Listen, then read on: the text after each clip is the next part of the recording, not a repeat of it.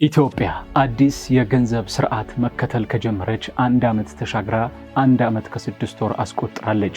በዚህ አንድ ዓመት ከ6 ወር ውስጥ በተለይ የኢትዮጵያ ብሔራዊ ባንክ ገበያው የሚፈልገውን ያህል የውጭ ምንዛሬ እያቀረበ እንደሆነ ይታወቃል። ለመሆኑ የኢትዮጵያ ብሔራዊ ባንክ የውጭ ምንዛሬ የማቅረብ ኃላፊነትና ግዴታስ አለበት ወይ ተብሎ ይጠየቃል። የሚቀርበው የውጭ ምንዛሬ በቂ አይደለም ሲባልም ይሰማል። እንደውም የሚቀርበው የውጭ ምንዛሬ ለአንዳንድ ግዙፍ ኩባንያዎች የማይበቃ እንደሆነም ይሰማል። ከዚህ ጋር በተገናኘ የውጭ ምንዛሬ አቅርቦቱን በተመለከተም የኢትዮጵያ ብሔራዊ ባንክ ሬጉሌት ማድረግ ወይም መቆጣጠር ነው ያለበት ወይስ የውጭ ምንዛሬ ማቅረብ ነው ያለበት ተብሎ ይጠየቃል። በሌላ ማዕዘንም ደግሞ የዳታ የተዝረከረከ የዳታ እና የመረጃ ክፍተት በመኖሩ በኢትዮጵያ አሁንም ግሽበት አለ ይባላል። በከተማ ምን ያህል ሰው እንደሚኖር ስለማይታወቅ ከውጭም በተለያየ ቦታም የሚመረተውና የሚታረሰውም እንደዚሁም ስለማይታወቅ የሚመረተውና ለከተማውም ለሁሉም ሰው የሚቀርበው ምርት የተመጣጠነ አይደለም ይባላል። መረጃ ሀብት ነው። ሌሎች ሀገሮች ጥብቅ የመረጃ ክትትልና ቁጥር ስላላቸው ሀብታቸው አይባክንም። የሚመረተው ይለያል፣ የተመረተውም ለህዝቡ ይሰጣል። እዚህ ሀገር ግን አሁንም ግሽበት ወይንም ደግሞ ፈላጊና ተፈላጊ የምርት መንበሽበሽ ቢኖርም ፈላጊው ጋር አይደርስም። የመረጃ መዝረክረክ በመኖሩ ምክንያት ከሎጂስቲክስ እና ከማመላለስ ጋርም የተገናኘ ክፍተት አለ ይባላል።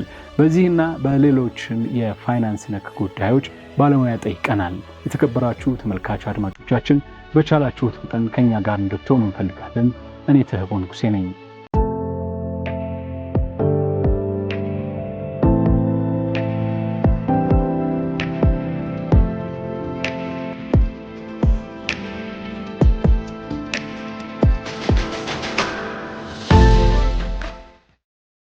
ከፈለኝ ኃይሉ በጣም አመሰግናለሁ። እግዚአብሔር ይስጥልኝ። እዚህ ድረስ ለአድማጮቻችን ለተመልካቾቻችን ጥያቄዎችን ከቢዝነስና ኢንቨስትመንት እንዲሁም በፋይናንስና ብሔራዊ ባንክ የሚያወጣቸውን መረጃዎች፣ ዳታዎች፣ ኢንፎርሜሽኖች በተመለከተ ማስረጃ ለመስጠት እዚህ ድረስ ድልበር ሸገር ኤፍ ኤም 102.1 ራዲዮ ጣቢያ ድረስ ስለመጣ በጣም አመሰግናለሁ። እግዚአብሔር ይስጥልኝ። በጣም አመሰግናለሁ።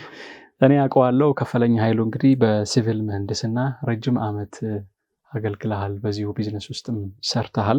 በቢዝነስ አድሚኒስትሬሽን ቢኤስሲ፣ በቢዝነስ አድሚኒስትሬሽን ኤንድ ኢንፎርሜሽን ሲስተም እንዲሁ ቢኤስሲ፣ በዓለም አቀፍ በፋይናንሻል ሞዴሊንግ ኤንድ ቫሉዌሽን አናሊሲስት በፍሎሪዳ ዩኒቨርሲቲ ሳውዝ ኢስት ካፒታል ገበያ በኢትዮጵያ ኮንቴክስት እንዲሁ ሰርቲፋይድ አሴት ቫሉዌሽን ወይም የሀብት ግመታ እንዲሁ ሌሎችም የትምህርት ዝግጅት አለህና ከፈለኝ ኃይሉ ከዚህ በተጨማሪ ማን ነው? ምን ላይ ሰርቷል? ምን ላይ አገልግሏል? ለሚለኝ አድማጭ ተመልካች ምን ማለት ይቻላል? እድል ውስጥ ይሄው ነው እንግዲህ ረጅም ዓመት ኮንስትራክሽን ውስጥም ቆይቻለሁ፣ ቢዝነስ ውስጥም ቆይቻለሁ። አንድ መጽሐፍም ጽፌያለሁ። እንግዲህ የቢዝነስ ሀሁ በኢትዮጵያ የሚል መጽሐፍ አሁንም ሁለተኛው መጽሐፌን እያዘጋጀሁ ነው ያለሁት። አጠር ሲል ይሄንን ይመስላል። በጣም አመሰግናለሁ። እንግዲህ የመጀመሪያ ጥያቄ የማደርገው ከዚህ ቀደም በቢዝነስ እና ኢንቨስትመንት ስራ ውስጥ ሀብት መሰብሰብ ወይ ቢዝነስ መስራት ወይንም ደግሞ ከዚህ ከቢዝነስ ጋር በተገናኘም ለኢኮኖሚው የሚያዋጣ ነገር ከሚያቀብሉ ነገሮች ያው መሬት መግዛት፣ ህንፃ መገንባት እንደዚህ ከመሬት ጋር የተገናኘ ነው። የኢትዮጵያ ኢኮኖሚያው መሬት ዴድ ካፒታል ነውና አሁን ላይ ግን ቢዝነስ ከመሬት እየተላቀቀ እየመጣ ይመስላልና ምን ማለት ይቻላል? አሁን ላይ ቢዝነስ ይሰራ ሲባል የግድ መሬት ላይ መንጠልጠል ያስፈልጋል ወይ? እስቲ ከዚህ ማዕዘን ምን ማለት ትችል ይሆን?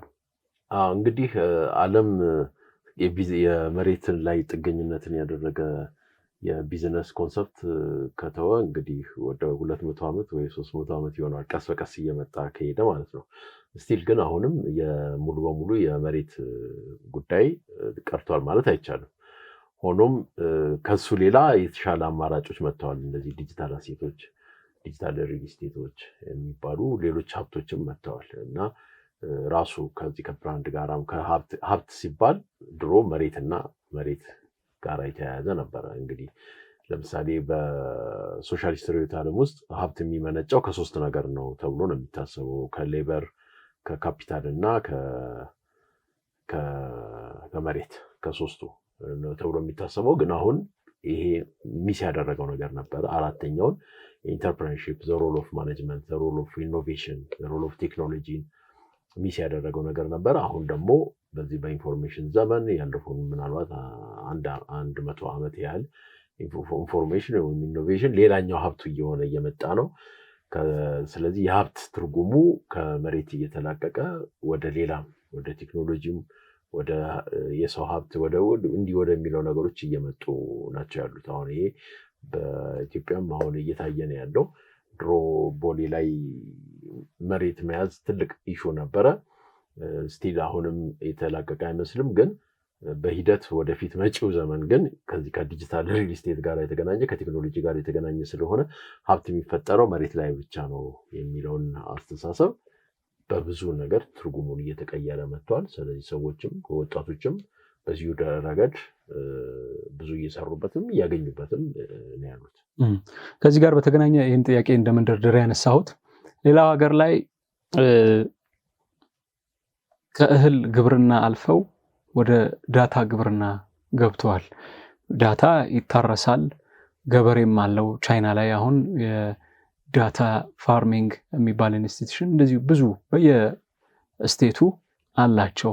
ያ ማለት ለካስ ዳታ ይታረሳል፣ ገበሬም አለው፣ ላወቀበትም በጣም በውድ ዋጋ ይሸጣል ይባላል። እና ይህ የዳታ ኢኮኖሚ ሽያጭ ራሱ የዓለም ሀገሮች ኢኮኖሚያቸውን ከሚደግፉበት አንደኛው መስመር ከማዕድን ከምን አልፈው የዳታ ሽሚያ ላይ ገብተዋልና ዳታ ይሸጣል ሲባል ጥርት ያለ ዳታ ደግሞ ሲሆን ደግሞ የተሻለ ይሆናል።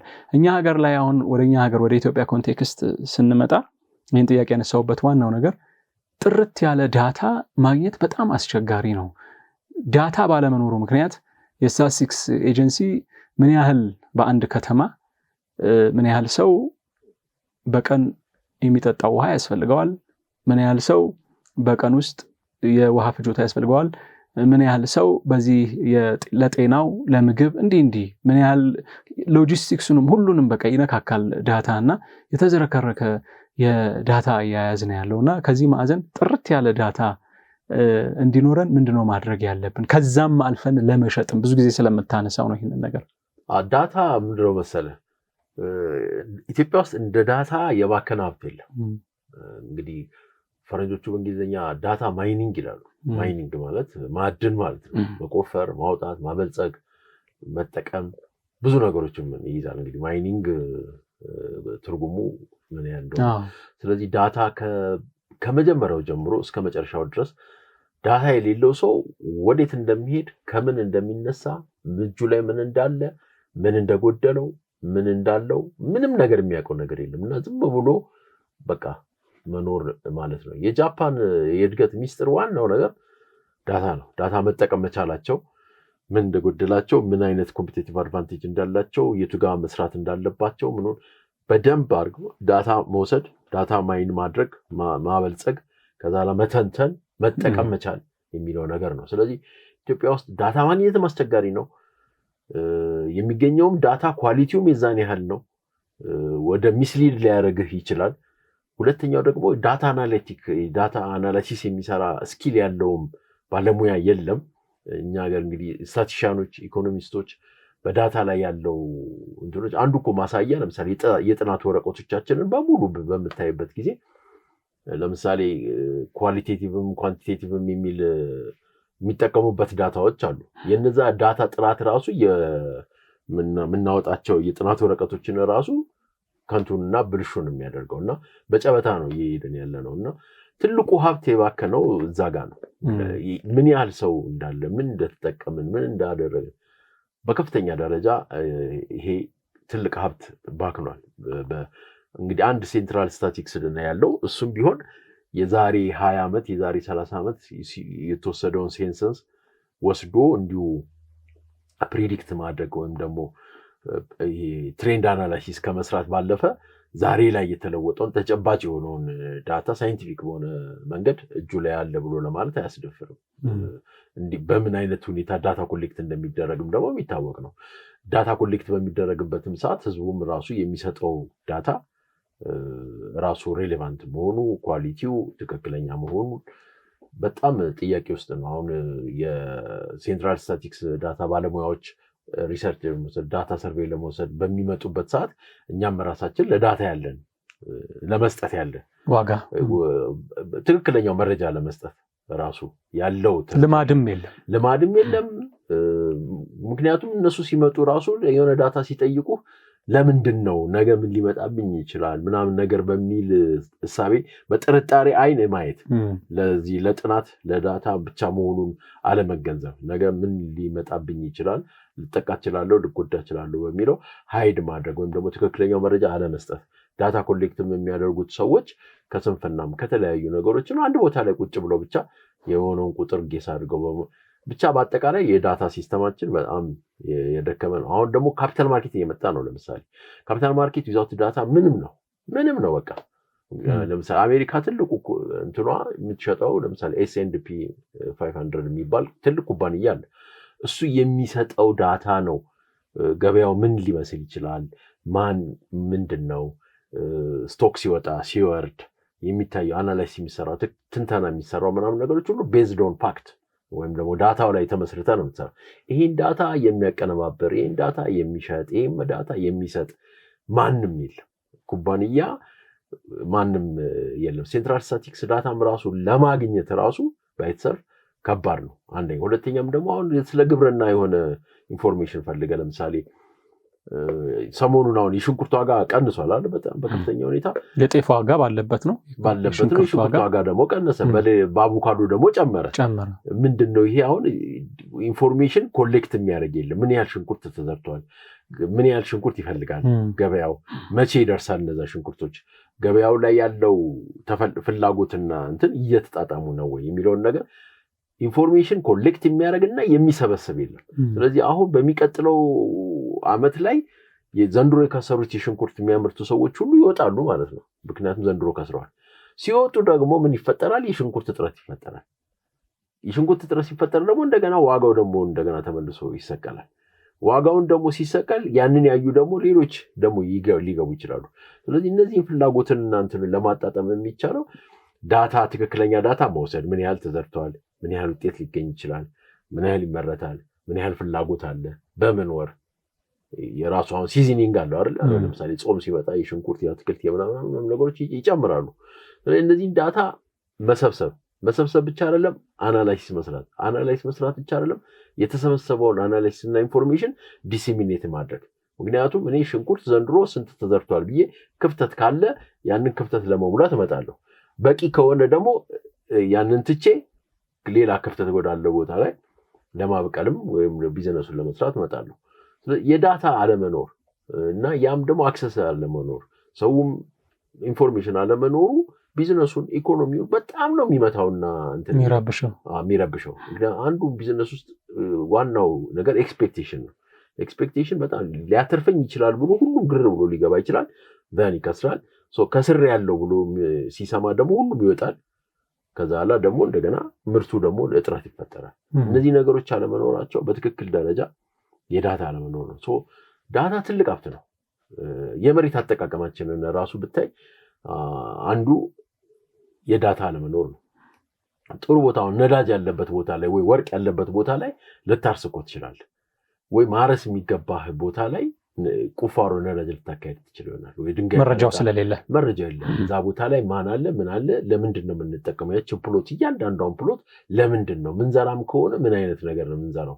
አፈሩ ለምንድን ነው ተስማሚ የሚሆነው? ማዳበሪያ እንኳን ራሱ ከውጭ የምናስመጣቸው ማዳበሪያ ዳታ ስለሌለ ለሁሉም አካባቢ ተመሳሳይ የሆነ ማዳበሪያ ነው የምንጠቀመው። ለምን? የመሬት አጠቃቀም ምን በተመለከተ ዳታ የለንም። የትኛው አካባቢ መሬት ምን አይነት እርጥበቱ ታይቶ ምን አይነት ማዳበሪያ ያስፈልገዋል ወይስ አያስፈልገውም የሚለውን ነገር በጅምላ ይመጣል፣ በጅምላ ይከፋፈላል። እነዚህ ነገሮች ምን ያህል ማዳበሪያ መጥቷል፣ ምን አይነት ማዳበሪያ መጥቷል፣ ለየትኛው መሬት መጥቷል የሚለው እነዚህ ነገሮች ሁሉ የሚወሰኑት በዳታ ነው። ግን እኮ ባለሙያዎች አሉን እኮ ጂኦሎጂስቶች አሉ፣ ስለ መሬትና ስለ መሬት ነክም የሚያጠና ዲፓርትመንት አሉ። ግን ያ ዳታ በደንብ ተጠንቶ ተሰብስቦ ተደራጅቶ በሚመች መልኩ አሁን እኔ ዳታ በምፈልግበት ሰዓት ውስጥ በቅጽበት ውስጥ ማግኘት መቻል አለብኝ። አብዛኛው ዳታዎች እኮ የሉም። አሁን የውጭ ምንዛሪ አንድ ባንክ ራሱ ከውጭ ምንዛሪን እንውሰድ። የውጭ ምንዛሪ ዳታውን እኮ አሁን በአሁኑ ቅጽበት ውስጥ የዛሬ 2 ዓመት ያ ባንክ $1 ስትሸጥ ነበረ ብትለው ገና ስንት ቦታ ተፈልጎ የሚገኝ ነው። እሱም አይደለም እንጂ በቀን ውስጥም ባንኩ 2 ሰዓት ወይ ደግሞ አይሮን ነው 1 ሰዓትም ሊከፍት ይችላል። ብቻ እዚህ ሀገር 2 ሰዓት ተኩል መሰለኝ የሚከፈተው ስራ መግቢያ። የዌብ ላይ የተለያዩ ኮሙኒኬት የሚያደርጉበት ደንበኛቸውን አንደኛው ዌብ ነው ወይ ደግሞ ሶሻል ማህበራዊ ሚዲያ ነው። እስከ 5 ሰዓት ተኩል ድረስ የዕለቱን የምንዛሬ ዋጋ መረጃ ኢቭን ሼር አያረጉም። ምን ማለት ነው? የግድ እዛ ሄጄ ቅርንጫፍ ሄጄ ከቤቴ ወጥቼ እንዲህ አይነት ነገርም አለና አክሰስብል አይደለም። በቀላሉ እንኳን ሰለጠኑ የምትላቸው ካገኙትም ደግሞ ለደንበኞች አክሰስብል መደረግ አለበት። ያንን ትረስ መደረግ አለበት። 5 ተኩል እኮ ቀኑ ግማሹ ቀን አለቀ ሄደ አልፏል። እና ይሄ ቢዝነሱንም ራን ለማድረግም ራሽናል የሆነ ገዢ ደንበኛ ኮንሱመር ራሽናል የሆነ ቢዝነስማን እንዳይኖር ያደረገው አንደኛው ይሄ ነው። ትክክለኛ መረጃ አለማግኘት ብቻ አይደለም፣ ያገኘኸውን መረጃ ራሱ በደንብ አናሊቲክስ ምን ማለት ነው፣ ነገ ላይ ያመጣው የሚችለው ነገሮች ምን ማለት ነው እንዳልኩ ነው። አሁን ትልቁ የመሬት ሀብታችንን ራሱ በእንትን ነገር አልተጠቀምንም። ምን ያህል ሰው አሁን ለምሳሌ ኢትዮጵያ ውስጥ ምን ያህል ሰው ነው ዲጂታል እየተጠቀመ ቢዝነሱን ራን እያደረገ ያለው? በዲጂታል እየተገላበጠ ያለው ገንዘብ ምን ያህል ነው የሚለው ነገር አኪዩሬት መቼ ምን ቀን በሚፈለገው መጠን ካልተገኘ ያን ለመወሰን ኢኮኖሚውንም ፕሪቴንድ ለማድረግ የሚያስችሉ ሁኔታዎች የሉ። አሁን ለምሳሌ አንዱ የሚወጡት ህጎች ራሳቸው በጣም ከብዛታቸው የተነሳ ኮምፓይል ተደርገው አንድ ቦታ ላይ ካለመገኘታቸው የተነሳ ወይም ደግሞ አንዳቸው ከአንዳቸው ጋር መናበባቸውንም ወይም ደግሞ አለመነባባቸውንም ጭምር የምናይበት የለንም። አሁን ለምሳሌ ብሔራዊ ባንክ የሚያወጣውን ዳታ በሙሉ አንድ ላይ ታገኛቸዋለህ? ታገኛቸውም ሂር ኤንድ ዜር ነው። ዌብሳይታቸው ላይ ብትገባ ሂር ኤንድ ዜር ነው የምታገኛቸው።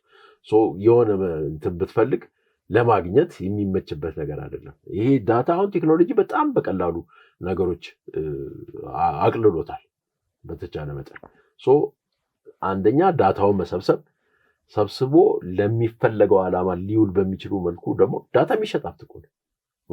በውጭ ሀገር በጣም የሚሸጥ ሀብት ነው እና ምን ያህል ተዘርቷል፣ ምን ያህል ይገኛል፣ ምን ያህል ይፈለጋል፣ ምንድን ነው የተዘራው፣ የሚሰበሰበው ግምት ናቸው። እነዚህ ግምቶች ደግሞ የምንወስዳቸውንም ነገሮች ውሳኔም ለመስጠት እኮ ዲሲሽን ቤስት ማናጀር ቤስት ሲኢኦ ውሳኔ ሲወስን 100% እርግጠኛ በሆነበት ላይ አይደለም የሚወስነው። አትሊስት 50+1 በሆነ ፕሮባቢሊቲው ሃይ በሆነ ነገር ላይ ነው የሚወስነው። 60-70% ይሄ ሊሆን ይችላል ብሎ ባመነበት ነገር ላይ ነው የሚወስነው። ያንን ለመወሰን ደግሞ ምን ያስፈልገዋል? ትክክለኛ የሆነ ዳታ ያስፈልገዋል። ዳታ በሌለበት ሁኔታ የምትወስነው ውሳኔ ጥንቆላ ነው። ሌላ ከዛ ውጭ ምንም ልትለው አትችልም። ይሄን ዳታ በሌለበት ሁኔታ ካፒታል ማርኬት ራሱ ሪላያብል የሆነ ዳታ በሌለበት ሁኔታ ለመስራት የሚደረገው ጥረቶች ጥሩ ናቸው፣ እየሄዱ ናቸው። ግን ዳታ ላይ በተመለከተ ደግሞ ምንም አይነት ኩባንያ የለንም። እኛ አሁን ሪፈር የምናደርገው ማንን ነው? የኬንያን እንትን ነው፣ የኬንያን ኢንዱስትሪ ነው። እኛ የንግድና ኢንዱስትሪ ራሱ አሁን የማኑፋክቸሪንግ ዳታ በአንድ ቦታ ላይ አለ። ስንት እንትኖች አሉ፣ ኩባንያዎች አሉ። ሼር ሆልደሮቻቸው እነማን ናቸው? ሼር ሆልደሮቻቸውን ያቀርባሉ። ሀብታቸው ስንት ነው? በምን አይነት ሁኔታ ላይ ነው? እንዴት ነው እየነገዱ ያሉት? ሂሳቦቻቸውንም ደግሞ የሚታወቅ ነው፣ ግልጽ ነው። እኔ ኢንቨስት ለማድረግ አሁን ነገ አንድ ፋብሪካ መጥቶ ኢንቨስት ላድርግ ቢለኝ ይሄ ፋይናንሻል ስቴትመንቱን ማየት አለብን። ያ ፋይናንሻል ስቴትመንት ሪላያብል ነው፣ ዳታው ቫሊዲቲ የሆነ ነው። ምንድን ነው የት ነው የማገኘው? ያንን ምንም ነገር የለም። ጥቂት እንደው ባንኮቹ ይሻላሉ፣ ዌብሳይታቸው ላይ ፖስት ስለሚያደርጉ ከዛ ወስደህ አትራፊ ነው አትራፊ አይደለም ወይም ደግሞ የሚለውን ነገሮችን ሁሉ ለማየት ማለት ነው። ሌሎቹ ግን ማኑፋክቸሪንግ ብታይ በአጠቃላይ ኢንዱስትሪው ምን ላይ ነው ኢንቨስት ላድርግ፣ የኢትዮጵያ ፍላጎት ምንድን ነው የሚለውን ነገር ንግድና ኢንዱስትሪ ብትሄድ ዳታ ስታንዳርዳይዜሽንም የለም። ዳታ ራሱ ስታንዳርድ ያስፈልገዋል። አሁን ካፒታል ማርኬት ውስጥ ስንገባ የትኛውን ስታንዳርድ ነው የምንጠቀመው? የኬንያን፣ ናይጄሪያን፣ የአሜሪካን እኛ ሀገር የለንማ። ኢንዱስትሪ አቨሬጅ ዌት አለ፣ ምንም የምታውቀው ነገር የለም።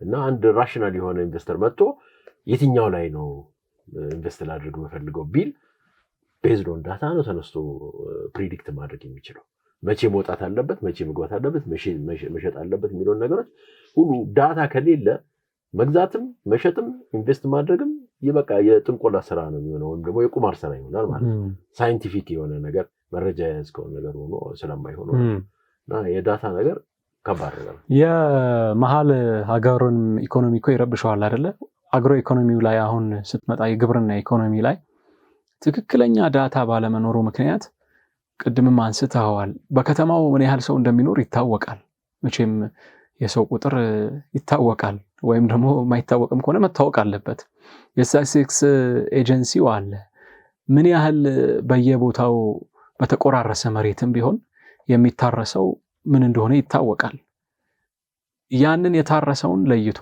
የህዝቡን ቁጥር አጣጥሞ አሁን ሽንኩርት መንግስትም እኮ አንዴ ሽንኩርት ከፍ ሲል ጣልቃ ሲገባ አንዴ ጤፍ ከፍ ዝቅ ሲል እንደዚሁ ከነጋዴዎች ጋር ሩጫ ማሳደድ ካዝና መጋዘን መበርበር እንደዚህ አይነት ነገር ውስጥ እኮ የሚገባው የተዘረከረከ የዳታ የመረጃ አለመኖር ነውና የስታቲስቲክስ ኤጀንሲ ምንድነው ማድረግ ያለበት በትክክልም አሁን ወርስ ባለቀ ቁጥር የሚነግረን መረጃ ምንስ ያህል ሊታመን ይችላል ምክንያቱም በጣም አድካሚ ነው ምንድነው ማድረግስ ያለባቸው ፖሊሲ ሜከሮች ምን ያድርጉ ከዚህ ተምረው እንግዲህ ይሄን ያህል አመት የዋጋ ግሽበትም እኮ አንዴ ከፍ አለ አሁን ወደ ነጠላ አሃዝ ዝቅ ብሏል ተብሏል እነሱ ይሄንን ይናገራሉ ያው ኢኮኖሚስቶቹ ደግሞ ለሁለት ይከፈላሉ የሆነ ሆኖ ግን ምን መማር ይቻላል እስከዛሬ ድረስ የዋጋ ግሽበትንም ራስ ምታት የሆነው አሁን አንተ እንዳነሳው እዚህ የዳታ የተዘረከረከ የዳታ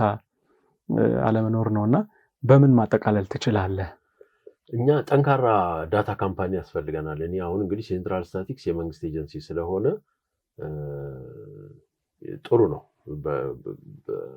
አንድ ካምፓኒ ነው ልክ ደግሞ ሌላ ኩባንያ ጠንካራ የሆነ የግል ኩባንያ ዳታ ኮሌክት የሚያደርግ ቫሊድ የሆነ ዳታ የሚያመጣ የሚሸጥ ያስፈልገናል በዳታ ዙሪያ ላይ መንግስትም ኢንቨስት ለሚያደርጉ ሰዎች የተለየ ጥቅም ሰጣለው ብሏል ምክንያቱም ዳታ ወሳኝ እንደሆነ ስለገባው ማለት ነው ስለዚህ ትልቅ ኩባንያ ዳታን ኮሌክት የሚያደርግ ዳታን የሚተነትን ዳታን የሚሸጥ ዳታን በመሸጥ የሚተዳደር ታማኝ ትረስት ቢልድ ሊያደርግ የሚችል መኖር አለበት ያ ከሌለ በስተቀር ፖሊሲ ሜከሮችም ፖሊሲ እኮ ሜክ ለማድረግ ለማውጣት እኮ መረጃ ወሳኝነት አለው ምን አይነት ፖሊሲ ነው የምታመጣው ፖሊሲ እኮ ምንን አቺቭ ለማድረግ ነው መጀመሪያ የሆነ ጎል ሊኖር ይችላል አይደል በግብርና ከሆነ የግብርና ሴክተር ውስጥ ያለው ነገር ምንድነው ይሄ ችግር አለ ያ ችግር እንዴት ተገለጠ በዳታዎች ናቸው የምትገልጻቸው ያንን ችግር ለመቅረፍ ምን ማድረግ አለብኝ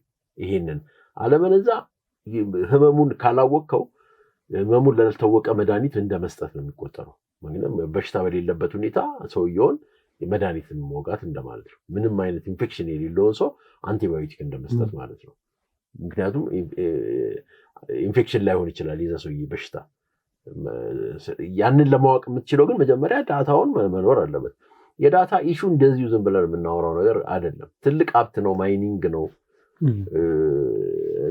ዝም ብለን በነፃ ስለምናገኘው ምናምን ነገር ይመስለናል እኛ ሀገር በጣም ኢግኖር ወይም ደግሞ የተተወ ክፍል ቢኖረው ዳታ ነው በሌለ ዳታ ላይ ትልልቅ ሀገራዊ ውሳኔዎች ይወሰናሉ ትልልቅ ሀገራዊ ውሳኔዎች እነዛ ውሳኔዎች እንግዲህ በጨበጣ ስለሆነ አንዳንዴ ግባቸውን ሊመቱ ይችላሉ አንዳንዴ ደግሞ ትራያል ኤንድ ኤረር ነው የሚሆነው እንደድል እየሞከርክ ካልሆነ ደግሞ እንደገና ያኛውን እየሞከርክ እንደገና እየሞከርክ ሌላ ማፍረስም መገንባትም አለ በዚህ ማለት እያፈረስክ እየገነባ ነው የሚሆነው የከተሞቻችንን እኮ የትራፊክ ላይት ማየት ይቻላል በዛ መኪና በዛን ሰዓት መቼ ስንት ሰዓት እንደሚያርፍ መኪና ዳታ ሊኖርህ ያስፈልጋል ምን ያህል ያን የመኪናዎቹ ፍጥነት አይነቶቹን ምናምኖቹን ሁሉ ነገሮችን አይተ ትራፊክ ላይት የሚያስፈልግበት ቦታ ላይ በ1 ኪሎ ሜትር ውስጥ 4-5 ቦታ ላይ ትራፊክ ላይት ልትከፍት ትችላለህ መኪናዎቹ እዛ ቦታ ላይ ብቻ 15 የዳታ ችግር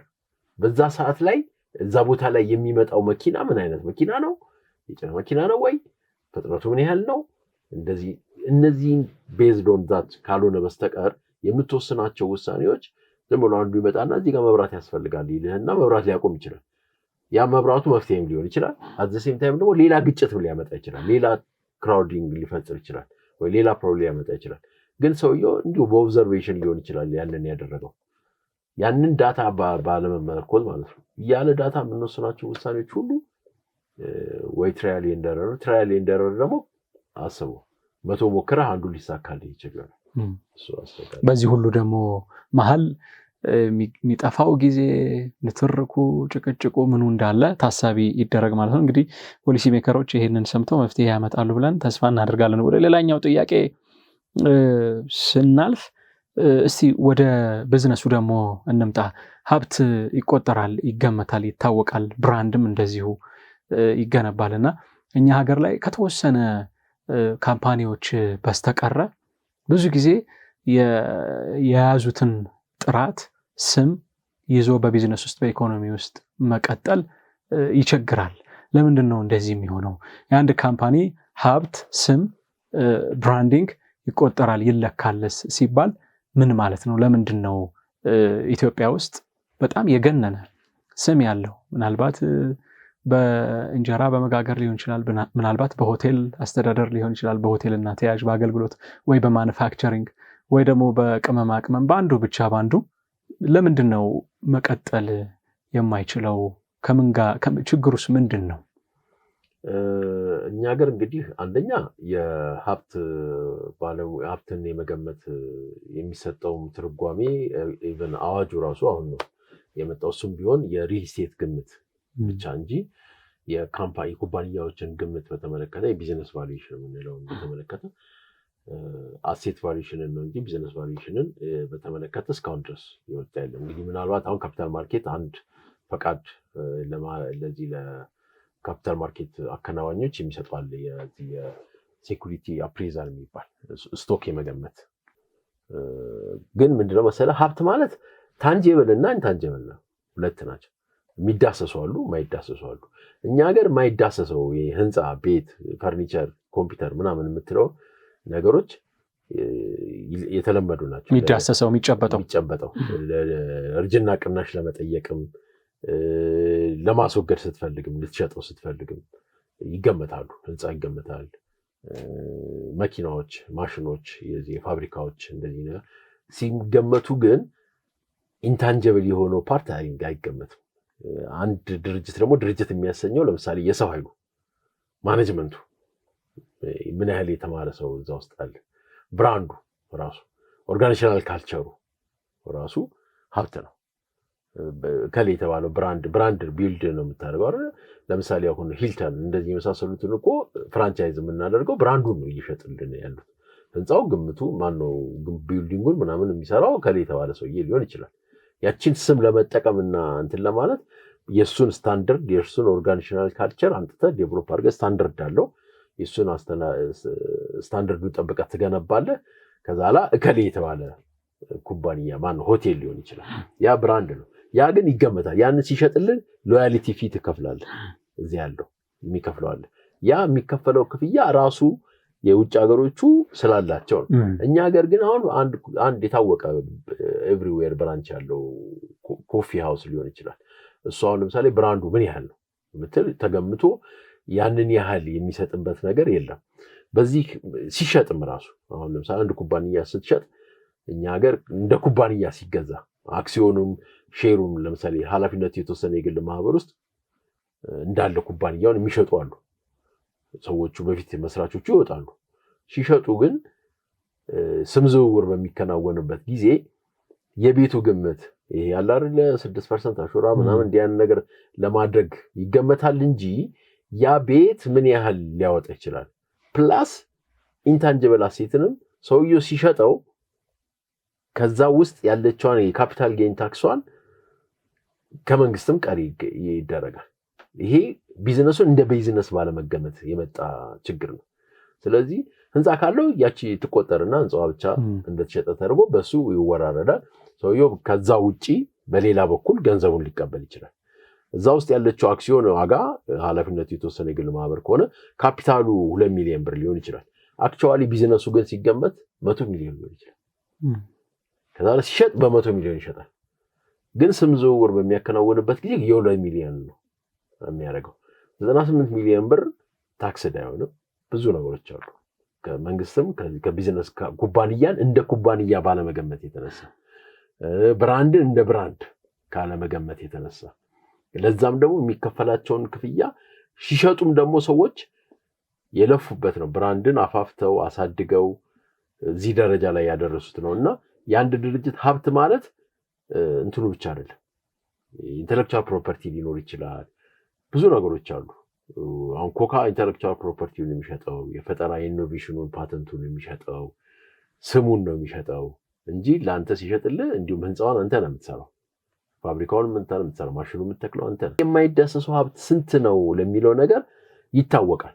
አንዱ ኦዲትድ ከሆነ ፋይናንሻል ስቴትመንት ውስጥ በመነሳት ከዛ ላይ በመነሳት የዚህ ኩባንያ ዋጋው ይሄን ያህል ነው የሚባለው ነገር በቀላሉ ይታወቃል። ሰውየው በሚሸጥበት ጊዜ ኩባንያዬ ምን ያህል ነው የሚያወጣው የሚለውን ነገር አንድ ኩባንያ የሚገዛውም ሰውዬ ይሄን ኩባንያ በስንት ልግዛው ብሎ በሚያስብበት ጊዜ ሲገዛው ዕዳ ካለበትም ዕዳው ኃላፊነቱን አንድ ጊዜ በጋዜጣው ሊወጣ ክርክር ነበር አይደል? የሜታ አቦ 1 ዩሮ ነው የተሸጠው። ምን ማለት ነው እንግዲህ ያ ሰፊ ሜክል መሬት 1 ዩሮ የተባለበት ምክንያት ትራንዛክሽን ስለሚያስፈልገው ለትራንዛክሽን ለመመዝገብ ተብሎ ነው እንጂ የዛ ኩባንያ ሀብቱ ሊያቢሊቲው ስለበለጠ ነው። ዕዳው በጣም በልጧል ማለት ነው። ዕዳ አለበት ማለት ነው። ስለዚህ ካፒታሉ አሴትና ከሊያቢሊቲ ጋር ያለው ዕዳውንና ሀብቱ ተቀናንሶ የሚመጣው ነው። ያኔ ፖዚቲቭ ነው ኦር ኔጌቲቭ ነው የሚለው ነገር በቀላሉ ይታወቃል። ስለዚህ ሀብት ስንል ሁለት ናቸው፣ ኢንታንጂብል እና ታንጂብል ነው። ታንጂብል የምንለው ይሄ የማይንቀሳቀሰውን ንብረትን ጨምሮ መኪናም ሊሆን ይችላል፣ የሚንቀሳቀሰውን ማሽንም ፊዚካሊ የምናያቸው ናቸው። ሁለተኛው ደግሞ የትሬድ ማርክ፣ የብራንድ፣ የሎጎ እንዲህ አይነት የመሳሰሉት ደግሞ እንደዚሁ ሀብት ናቸው፣ ይገመታሉ። ኤክሰለንት። ወደ ሌላኛው ጥያቄ ሳልፍ ስያሜዎች አሁን ለምሳሌ ጥሩ ብራንድ ያላቸው ቢዝነስ ውስጥ ጥሩ ሰሩ የምንላቸው ካምፓኒዎች ሲቀጥሉ አናያቸውም። በምን ምክንያት? ምናልባት ያው ከታክስ ኢሹ ጋር ሊሆን ይችላል፣ ወይንም ደግሞ ያንን ቢዝነስ ለቤተሰብ ለማስቀጠል በጣም ያው ቻሌንጆች እንደው እኔ ምን አጨቃጨቀኝ ይሄን ያህል ነገር እንደው ይሄን ያህል አልቆይ ይሄን ያህል አልኖር የሚል አይነት ነገር እየሰማን ነው። እንደው ለሚፈልገው ካለ ወደዛ አስተላልፌ ልገላገል የሚባል ነገር እንሰማለንና ለምንድን ነው ትልልቅ ካምፓኒዎች ስም አላቸው የምንላቸው ጥሩ ነገር በአገልግሎትም ከአገልግሎትም ውጪ በምርትም ጥሩ ነገር አስለምደውን ከዚያ ይጠፋሉ ወይንም ደግሞ ኳሊቲያቸው ደረጃቸው ዝቅ ይላል? ምንድነው ችግሩ? አንደኛው በዋናነት ድርጅቶቹ ሲመሰረቱ የሚመሰረቱበት ህጋዊ መዋቅር ነው። ሶል ፕሮፐርቲሺፕ አለ፣ ኃላፊነቱ የተወሰነ የግል ማህበር አለ፣ ሽርክና አለ። ብዙ አይነት ወደ 9 አይነት አደረጃጀቶች አሉ። በዋናነት ኢትዮጵያ ውስጥ የተለመዱት አንደኛው የሶል ፕሮፐርቲሺፕ የምንለው የግል ነጋዴ የምንለው ነው። እሱ ከሆነ ሰውየው በህይወት እስካለ ድረስ ብቻ ነው ቲን ነምበር የሚሰጠው፣ በሰውየው ስም ነው። የሰውየውን አሻራ እንደዚህ ወስዶ የሚሰጥ ነው። ያ ሰውየው በህይወት እስካለ ድረስ ነው። ቤተሰቦቹ ራሳቸው ቢዝነሱን ሊቀጥል ቢሉ ሌላ ቲን ነምበር አውጥተው ሌላ ስራ አስኪያጅ ሌላ ባለቤት ፈጥረው ነው ሊሆን የሚችለው። ስለዚህ ድርጅቱን እንደ ድርጅት ለማስቀጠል ቻሌንጅ አለው የግል ሲሆን። ስለዚህ ሰውየው ደክሞት በቃኝ ሲል ማንኛውም ቢዝነስ የሚገባበት አለው፣ ኤግዚት አለው። ኤግዚት ስትራቴጂ አለ። የሆነ ሰዓት ላይ ባለቤትየው ይቆማል። ስለዚህ ድርጅቱ እንዲሻገር እና ዘመናትን እንዲተላለፍ ወይም ደግሞ ሽግግሩ ህጋዊ ሆኖ እንዲቀጥል ከተፈለገ በአብዛኛው ኢትዮጵያ ውስጥ ኃላፊነቱ የተወሰነ የግል ማህበርና ሼር ካምፓኒ አክሲዮን ኩባንያዎች ሰዎቹ ቢቀያየሩም ቢወጡም ድርጅቱ የድርጅቱን ብራንድ እንደያዘ ስሙን እንደያዘ ምኑን እንደያዘ ዘመን ተሻግሮ ለመሄድ ይችላል። ረጅም ዓመት ከሰውየው የህይወት ዘመን በላይ ሰውየውም ደግሞ ሸጦ ለመውጣት ቢፈልግም እንኳን ራሱ ድርጅቱ እንዳለ ሆኖ አመራሩ ምርቱ ምናምን እንዳለ ሆኖ ሌላ ሲዮ ይመጣል ማለት ነው። ስለዚህ መተካካቱ ራሱ የድርጅቱን ብራንድ እንደያዘ ሊሆን ስለሚችል ያኛው ጥሩ ነው የሚሆነው ኃላፊነቱ የተወሰነ የግል ማህበር ወይም ደግሞ ሼር ኩባንያ ሲሆን ይሄ አንዱ ነገር ነው። እንዳይቀጥል የሚያደርጋቸው ነገሮች አንዱ ነው። ሌላው ደግሞ ማንኛውም ድርጅት እንደማንኛውም እንትን ኪሳራ ሊገጥመው ይችላል። አፕ ኤንድ ዳውን በቢዝነስ ውስጥ አለ። ያንን አፕ ኤንድ ዳውንም መሻገር አለመቻል ተጠያቂነት ሊያቢሊቲ ሊመጣበት ይችላል። ከታክስ ጋር የተገናኘ ሊመጣ ይችላል። ወይ በህገወጥ ስራ ላይ ተሰማርቶ በህግ ሊታገድ ይችላል። በተለያዩ ምክንያቶች ሊቋረጡ ይችላሉ። ሌላው ደግሞ ተተኪው ትውልድ ነው። ያንን ኩባንያ ይዞ የሚቀጥለው ትውልድ ልክ አንተ ውስጥ ያለውን ራዕይ እሱ ደግሞ ይዞ መጥቶ ሲገባ እንትን ላይል ይችላል፣ ላይቀጥል ይችላል። ያኛው ግን በዋናነት አሁን እንዳይቀጥል የሚያደርገው ከዘመኑ ጋር አብሮ መራመድ አለመቻል ነው። አሁን የሆነ ቴክኖሎጂ ሲመጣ ያ ቴክኖሎጂ ይወድቃል። ቴክኖሎጂ ከመምጣቱ በፊት ስካን አድርገህ ኢንቫይሮንመንታል ስካን አድርገህ ከቴክኖሎጂ ጋር አብረህ ዌቭ ማድረግ መቻል አለብህ። ኖኪያ የወደቀው እንደዛ ነው። ኖኪያ የመጣው በጣም ስማርት የተባለ ሞባይል ሻጭ ነበር። በዓለም ነምበር 1 የሚባል ነበረ። ነገር ግን ተች ስክሪን የሚባል ስልክ መጣ እና አፕል መጡ፣ እነ ሳምሰንግ መጡ። እነሱ ሲመጡ አብረን እንስራ ተብሎ ሲባሉ ጥሩ ትርፍ እያገኘ ነው ይሄ ኩባንያ። ስለዚህ አዲስ ቴክኖሎጂ መጠቀም አስፈላጊ መስሎ አልታየውም። ስለዚህ ገፋ ያንን ጥያቄ አብሮ ቴክኖሎጂውን ለመቀበል እነሱ በራሳቸውን ብራንድ ይዘው መጡ። ሲመጡ ኖኪያን ከገበያ ውጭ አደረጉት። በአጭር ጊዜ ውስጥ ከገበያ ውጭ የእሱ ምርቶችን የሚፈልጋቸው ጠፋ። ሰው ሁሉ ወደ ምን ሄደ? ወደ ስማርት ስልኮች ሄዱ። ስለዚህ ከቴክኖሎጂ ጋር አብሮ መጓዝ ባለመቻሉ ምክንያት ኖኪያ ጠፋ። ልክ እንዲህ አይነት ነገሮች አሉ እና እንደ ዘመኑ ውስጥ አሁን ስትራቴጂ ድሮ 5 ዓመት 3 ዓመት ምናምን ይሰራ ነበር። አሁን ግን ቢኮዝ ኦፍ ቴክኖሎጂ 6 ወር 1 ዓመት ምናምን እና አብረህ መቀየር አለበት። ዳይናሚክ ሆናል። በቃ ኤቭሪዴይ ዳይናሚክ ሆናል። ዳይናሚክ ካላደረግከው ቴክኖሎጂ ይመጣና አንተን ድራሽን ነው የሚያጠፋው። ግን ኮምፒቲሽኑ በጣም ሃይ ነው። ዓለም ወደ አንድ እየመጣች ነው። ስለዚህ ዝም ብለህ በነበረህ ምርቴ ተወዶልኛልና አሁንም ምናምን ነገር ብለህ ከሆነ ሌላ ነው እና አይፎንን ብታያቸው እኮ አይተኙም 17 ፕላስ ምናምን ያው ፕሮ ምናምን ያሉ አዳዲስ ምርቶችን ያመጣሉ፣ አዳዲስ ፈጠራዎችን ያመጣሉ። በፊት ስልኮቻችን እኮ ፋይል ምንላላከባቸው አልነበሩም።